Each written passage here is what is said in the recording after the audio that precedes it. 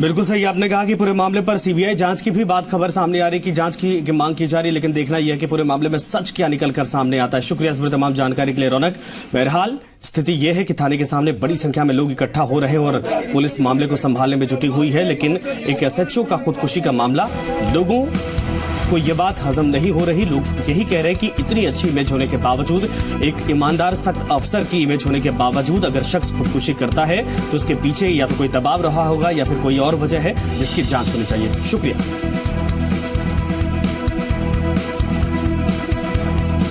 तो कई बड़े नेताओं ने पूरे मामले पर जांच की मांग की है। चूरू से यह खबर, एसएचओ विष्णुदत्त बिश्नोई ने खुदकुशी कर ली, जिसके बाद यह मामला गर्माता जा रहा है और इस वक्त थाने के बाहर नेताओं का जमावड़ा और आम लोगों का जमावड़ा। अर्जुन राम मेघवाल साहब इस वक्त हमारे साथ फोन लाइन पर। मेघवाल साहब, वाकई में चिंता की बात यह है कि एक एसएचओ खुदकुशी कर लेता है और पूरे मामले में अभी तक सच्चाई खुलकर सामने नहीं आती है। आपकी तरफ से क्या कहना है इस पूरे मामले पर? संजय जी, सबसे पहले तो मैं आपके माध्यम से विष्णुदत्त और उनके परिवार के प्रति संवेदना प्रकट करता हूँ जी। दूसरा, मैं ये कहना चाहता हूँ कि ये इस तरह के अधिकारी थे जो एक नेक्सस बनता था अपराधियों का जी, उसको तोड़ते थे जी। बहुत कम ऐसे अधिकारी होते इतनी क्षमता भी रखते हैं उस नेक्सस को तोड़ने की। और जब कभी भी नेक्सस बनता था, मेरी जानकारी इनसे अभी से नहीं है, मैं जब शुरू में कलेक्टर था तब से जी, इतने अच्छे अधिकारी, इतने ऑनेस्ट ऑफिसर और इतना ऐसी घटना हो जाना मुझे तो अभी भी विश्वास नहीं होता है। इसलिए मेरी आपके माध्यम से और जो जनमानस में जो एक मांग आ रही है जी, इसकी सीबीआई जांच होनी चाहिए जी। पता चले भी ये गठजोड़ क्या था जिसको उन्होंने तोड़ने की कोशिश की और यहाँ तक इनको इस घटनाक्रम तक पहुंचना पड़ा। और ये जो सुसाइड नोट है उसको अभी जल्दी से जल्दी पता लग जाना चाहिए भी क्या लिखा उन्होंने। ये मैं अभी भी कह रहा हूँ कि मुझे अभी विश्वास ही नहीं होता कि वो इस तरह के आदमी को विपरीत परिस्थितियों से भी वो डरने वाले नहीं थे। कोई सी ऐसी परिस्थिति आ जाती थी, किसी बड़े अपराधी ग्रुप से भी उनका वास्ता पड़ता था तो डरते नहीं थे जी। फिर ऐसा क्या हुआ और ऑनेस्टी से काम करते थे। ऐसी छवि, कोई छवि एक दिन से नहीं बनती आदमी की, इमेज जब बनती है पूरे। आप जहाँ इन थानों में काम किया है जी, किसी से पूछेंगे ना तो कहेंगे कि विष्णुदत्त जी बहुत ईमानदार आदमी जी, इतने बढ़िया आदमी, ऐसा आदमी पुलिस में नहीं मिलता।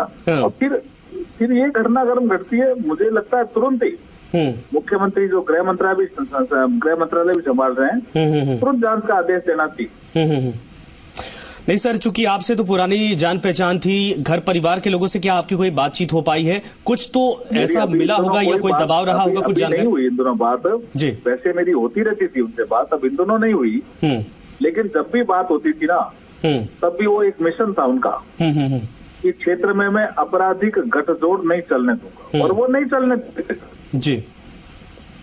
चाहे कितना ही बड़ा आदमी का एक नेक्सस बनता था, उस नेक्सस को तोड़ते थे वो। ये उसमें क्षमता थी काम करने की, रात दिन प्रयास करके उस नेक्सस को तोड़ते थे और जनमानस में पुलिस के प्रति एक सकारात्मक भूमिका पैदा करते थे कि ऐसे भी पुलिस ऑफिसर होते हैं। ये छवि उनकी जहां जहां गए वहां उनके साथ थी। सर देखिए, दो घटनाएं इस वक्त है, मैं दोनों पे चाहूंगा आपका रिएक्शन लेना। एक तो आपने इस पे बता दिया कि पूरे मामले पर सीबीआई जांच होनी चाहिए, कि ईमानदार अफसर थे और साफ तौर पर एक सख्त खौफ की छवि उनकी थी। लेकिन इधर एक और भरतपुर से खबर आई है, लॉरेंस बिश्नोई जैसा अपराधी जिस हाई सिक्योरिटी जेल में बंद है, उसके पास से मोबाइल फोन बरामद होना, ब्लूटूथ डिवाइस बरामद होना, कई और उपकरण बरामद होना। और वहां के एसपी से जब बात होती है, उन्होंने कहा कि पूरे मामले पर जांच पड़ताल करवाई जाएगी। लेकिन सर, इतने हाई प्रोफाइल अपराधी के पास अगर कहा जाए कि ये सारी चीजें मिलती हैं, ये कितनी वाकई में बहुत बड़ी लापरवाही आपकी तरफ से या फिर बीजेपी की तरफ से कोई एक्शन इस मामले में दबाव बनाया जाएगा? देखिए, मैं ये कहना चाहता हूँ कि लॉ एंड ऑर्डर की स्थिति बहुत बिगड़ गई है राजस्थान में जी। कोरोना वायरस की महामारी से एक तरफ हम लड़ रहे हैं और लॉ एंड ऑर्डर की स्थिति जब से ये सरकार आई है वर्तमान, तब से लगातार गिरती जा रही है जी। और ये लॉ एंड ऑर्डर की जो स्थिति गिरी है और जेलों में इस तरह के आपराधिक घटनाओं का अंजाम देने वाले उपकरण मिलते हैं, तो निश्चित रूप से ये बड़ा लॉ एंड ऑर्डर बिगड़ने का विषय है और तुरंत संज्ञान भी लेना चाहिए। और मैं तो कहता हूँ इस घटना की भी जांच हो रही थी कि जेलों में इस तरह के उपकरण कैसे पहुंचे और कौन जिम्मेदार है। अच्छा, दबे जुबान ये भी सवाल उठ रहा है कि कहीं इन दोनों घटनाओं का कनेक्शन तो नहीं है? इस पे मैं कोई टिप्पणी नहीं करना चाहता। मैं विष्णुदत्त बिश्नोई जी को लंबे समय से जानता हूँ। हाँ। और वो इतने ईमानदार आदमी पुलिस में मैं कम देखता हूँ, सार्वजनिक जीवन में भी मैं कम देखता हूँ। और साथ में खाली ईमानदारी का विषय नहीं था, ईमानदारी के साथ साथ वो समाज में एक ऑनेस्टी को कैरी करते थे। ही इज ऑनेस्ट मैन, और कैरी करके, और कोई काम है वो रोकते नहीं थे, लेकिन हर काम में वो ऑनेस्टी को कैरी करते थे, प्रधानता ऑनेस्टी को देते थे। ऐसे अफसर, जाबाज अफसर कम मिलते हैं जी। बिल्कुल। तो इसलिए मैं बहुत संवेदना मेरे दिल में है, और मुझे दुख भी हुआ कि ये घटना कैसे घट गई इस तरह की। ठीक है मेघवाल साहब, शुक्रिया हमसे जुड़ने के लिए। और वाकई में आपने साफ तौर पर कहा कि एक बेहतर पुलिस वाले की इमेज थी, और ऐसे में